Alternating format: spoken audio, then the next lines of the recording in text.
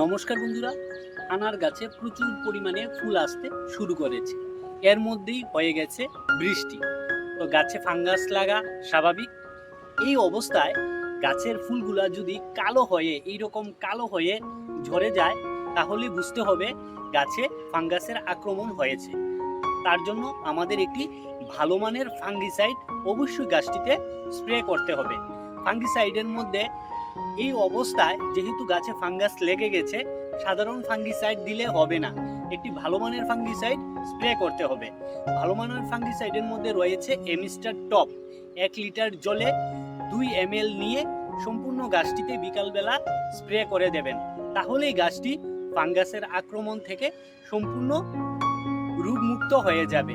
তার পাশাপাশি যেহেতু গাছে প্রচুর পরিমাণে ফুল এসেছে, গাছের গুড়ির মধ্যে আমাদের নিয়মিত জল দিয়ে যেতে হবে।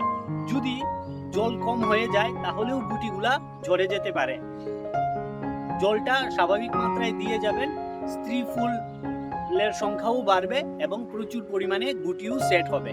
ভিডিওটি ভালো লেগে থাকলে একটি লাইক দিয়ে চ্যানেলটিকে সাবস্ক্রাইব করে যাবেন। আজকের মতো এতটুকুই, ধন্যবাদ।